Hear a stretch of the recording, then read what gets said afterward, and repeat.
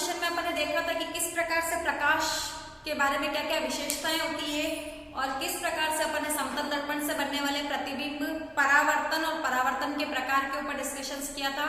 आज अपन उसी चीज को कंटिन्यू करते हैं।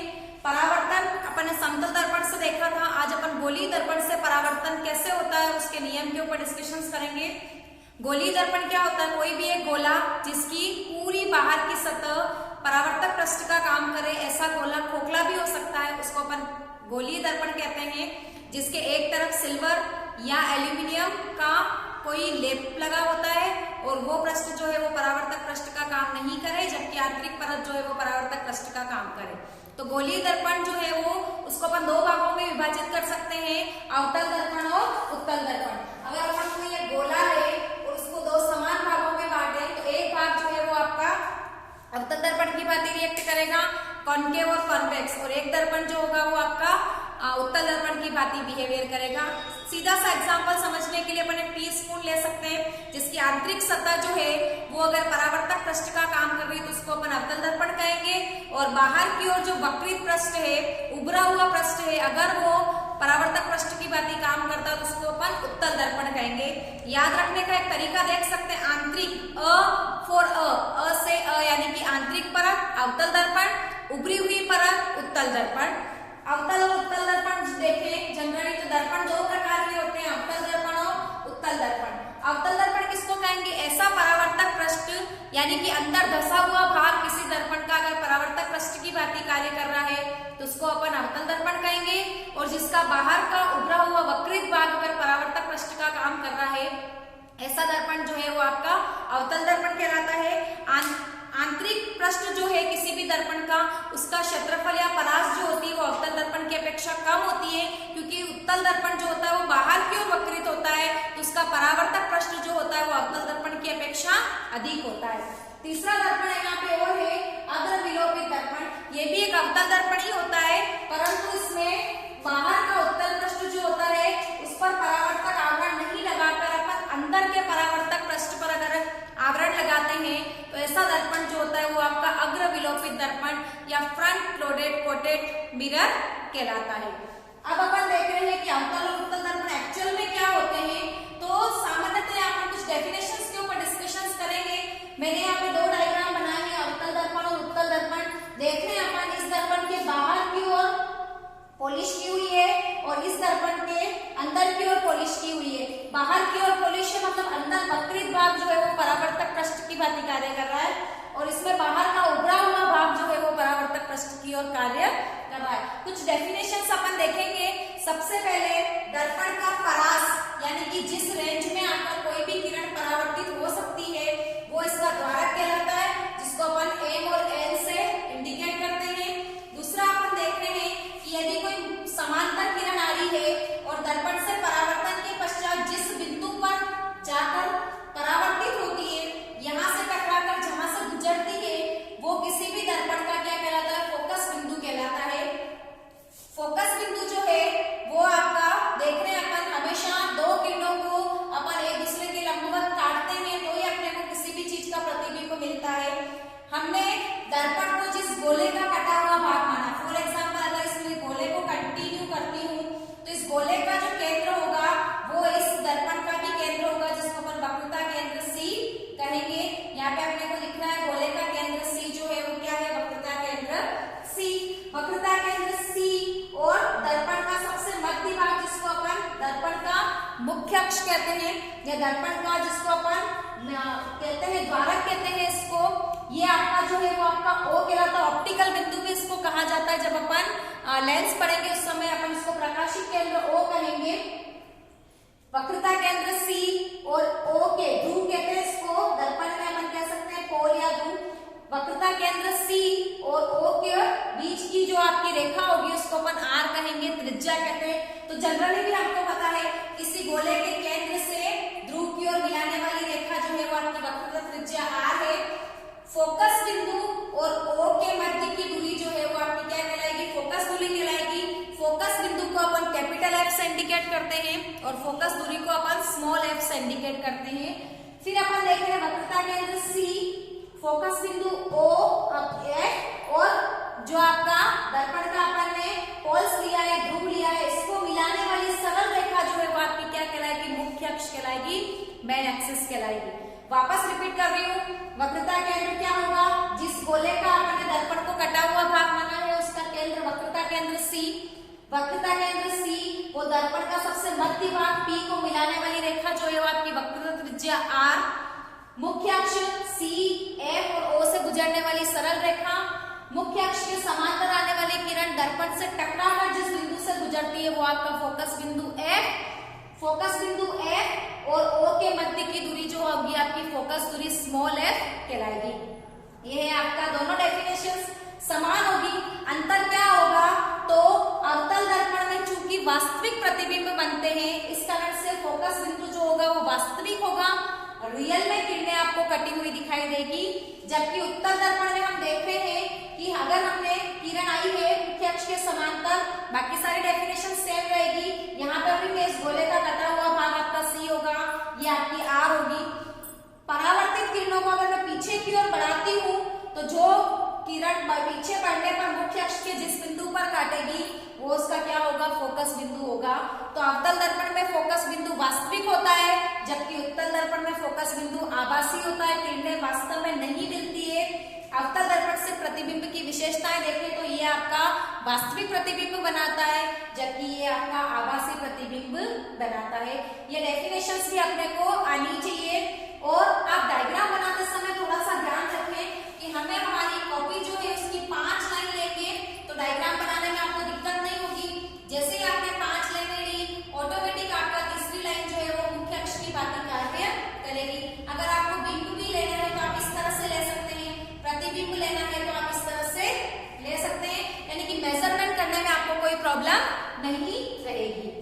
अब अपन देख रहे हैं कि किस प्रकार से उत्तल दर्पण और अवतल दर्पण से बनने वाले प्रतिबिंब कैसे बनते हैं। उसके पहले अपने को एक कार्तिकीय चिन्ह परिपाटी आनी चाहिए, जो कि आप मैथ्स में ग्राफ बनाते हैं और ग्राफ के लिए जो पैमाने या एक्सिस लेते हैं सेम है यहाँ पर भी। देखें अपन कि ये आपका मुख्य अक्ष हो गया, इसके बीच में मैंने कोई भी दर्पण रखा है, अवतल दर्पण कह सकते हैं, ये इसका द्वारक MA और ये इसका ध्रुव O। अब अपन देख रहे हैं हमेशा कोई भी अवतल दर्पण हो या उत्तल दर्पण, बिंब को हमेशा बाईं ओर से रखा जाता है, यानी कि किरणें जो दर्पण पर आपतित होगी वो हमेशा बाईं ओर से होगी। क्योंकि अवतल दर्पण जो है वो किरणों को पास पास में लाता है, इसको अभिसारित दर्पण भी कहते हैं। और उत्तल दर्पण किरणों को फैलाता है, इस कारण से इसको अपसारी दर्पण भी कहा जाता है। जितनी भी आपकी किरणें जो है वो फैले नहीं, समांतर पुंज की बातें कार्य करे, इसलिए वाहनों की जो हेडलाइट होती है उसमें आपके अवतल दर्पण लगाया जाता है। पेरिस्कोप्स वगैरह जो होते हैं उसमें भी आपके अवतल दर्पण या जिसको कह सकते हैं पेंडिकुलर दर्पण लगाए जाते हैं, मिक्स होते हैं वो दर्पण।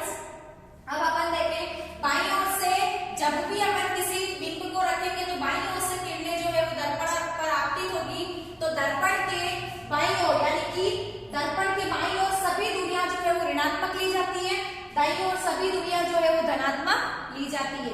ऊपर की ओर सभी दूरियां धनात्मक और नीचे की ओर सभी दूरियां ऋणात्मक ली जाती है। तो बिंब दूरी हमेशा आपकी क्या होगी, ऋणात्मक होगी, क्योंकि बिंब हम बाईं ओर रख रहे हैं। चाहे उत्तल दर्पण लो चाहे अवतल दर्पण लो, दोनों में बिंब दूरी जो है वो आपकी धनात्मक होगी, ऋणात्मक होगी।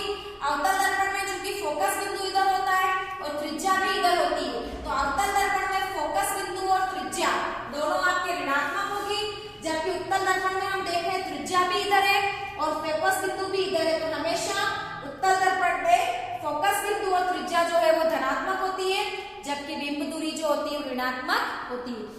प्रतिबिंब दूरी में अपन जब सिचुएशनल डायग्राम देखेंगे तब मैं आपको बताऊंगी कि अवतल दर्पण में किस प्रकार से प्रतिबिंब धनात्मक भी हो सकता है, ऋणात्मक भी हो सकता है और उत्तल दर्पण में भी हो सकता है। जस्ट एग्जांपल देखें, अगर प्रतिबिंब ऐसा बनता है तो हमको पता है नीचे की ओर ऋणात्मक दूरी ली जाती है, और अगर प्रतिबिंब सीधा बनता है तो दूरी किस प्रकार से लेंगे, अपन धनात्मक लेंगे। कार्तिकीय चिन्ह परिपाटी और अवतल उत्तल दर्पण के इस प्रकार की डेफिनेशन से अपन आगे सिचुएशनल डायग्राम बनाएंगे तो अपना थोड़ा सा इजी रहेगा। नेक्स्ट अपन देख रहे हैं अवतल दर्पण और उत्तल दर्पण से परावर्तन के नियम। जनरली आपके 4 नियम है जो अपने को आने चाहिए, बहुत इजी है। आप अगर ढंग से इसको देखेंगे तो आपको कोई प्रॉब्लम नहीं आएगी। फर्स्ट नियम जो है वो अक्ष के समांतर अगर कोई किरण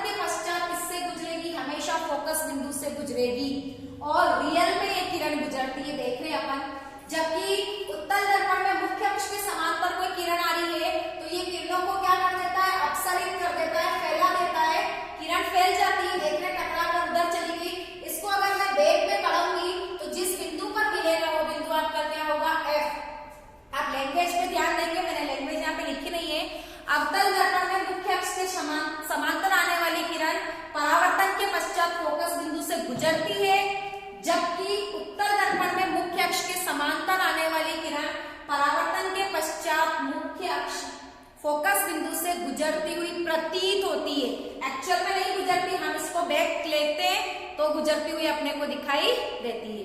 दूसरा नियम देख रहे हैं फोकसी किरण। अगर कोई किरण फोकस बिंदु पर आपतित हुई है, डायग्राम देख रहे हैं अपन दूसरे का, अवतल दर्पण में फोकस बिंदु पर आपतित किरण परावर्तन के पश्चात मुख्य अक्ष के समांतर हो जाती है। इसमें आप देख रहे हैं सेम रहेगा, फोकस बिंदु पर आपतित किरण परावर्तन के पश्चात मुख्य अक्ष के समांतर जाती हुई प्रतीत होती है। दोनों नियम एक दूसरे के रिवर्सिबल है, आप देखना डायग्राम बनाते समय ध्यान रखना। मुख्य अक्ष के समांतर फोकस बिंदु से गुजरेगी, फोकस पर आपतित मुख्य अक्ष के समांतर हो जाएगी। तीसरा अभिलंब किरण, वक्रता केंद्र C पर आपतित किरण दर्पण से परावर्तन के पश्चात उसी दिशा में लौट जाती है। इसमें भी सेम रहेगा, ऐसा इसलिए होता है कि वक्रता केंद्र C पर आपतित किरण के समय आपतन कोण और परावर्तन कोण का मान 0 हो जाता है, यानी कि angle I is equal to angle R is equal to 0। इस कारण से वक्रता केंद्र C पर आपतित किरण परावर्तन के पश्चात उसी डायरेक्शंस में लौट जाती है। आपको ये दिख रहा होगा किस प्रकार से उत्तल दर्पण में लौट रही है। लास्ट है अपना त्रियक किरण, दर्पण के ध्रुव O पर अगर कोई किरण आपतित होती है तो जिस एंगल से वो आपतित हो रही है उसी एंगल से वो परावर्तित हो जाती है। यहाँ पे आपके परावर्तन का नियम लगता है angle I is equal to angle R। देख रहे हैं अपन दोनों ही दर्पण में जितना आपतन कोण है उतना ही क्या है, परावर्तन कोण है। तो यहाँ पे अपन ने अवतल और उत्तल दर्पण के नियम पढ़े। मैं लैंग्वेज एक बार वापस बोल रही हूँ। प्रथम नियम क्या कहता है, मुख्य अक्ष के समांतर आने वाली किरण दर्पण से परावर्तन के पश्चात फोकस बिंदु से गुजरती है या गुजरती हुई प्रतीत होती है। दूसरा, फोकस पर आपतित किरण दर्पण से परावर्तन के पश्चात मुख्य अक्ष के समांतर हो जाती है या जाती हुई प्रतीत होती है। तीसरा, वक्रता केंद्र C पर आपतित किरण परावर्तन के पश्चात पुनः उसी दिशा में लौट जाती है। और चौथा, दर्पण के ध्रुव O पर आपतित किरण जितने कोण से आपतित होती है उतने ही कोण से परावर्तित हो जाती है। ये अपन ने दर्पण से परावर्तन के नियम देखे। आज के सेशंस में अपन ने दर्पण, कार्तिकीय चिन्ह परिपाटी, डेफिनेशन जिसमें अपन ने फोकस दूरी, फोकस बिंदु, त्रिज्या, वक्रता केंद्र और मुख्य अक्ष के बारे में डेफिनेशंस देखी और दर्पण से परावर्तन के नियम देखे। नेक्स्ट सेशंस में अपन इसी से रिलेटेड सिचुएशनल डायग्राम देखेंगे कि कहां पर किसी वस्तु का बिंब रखा जाता है तो उसका प्रतिबिंब कैसा बनेगा, आभासी बनेगा, सीधा बनेगा, उल्टा बनेगा, वास्तविक बनेगा, बराबर बनेगा, छोटा बनेगा या बड़ा बनेगा। आज के सेशंस में इतना ही। नेक्स्ट सेशन में हम फिर से मिलते हैं।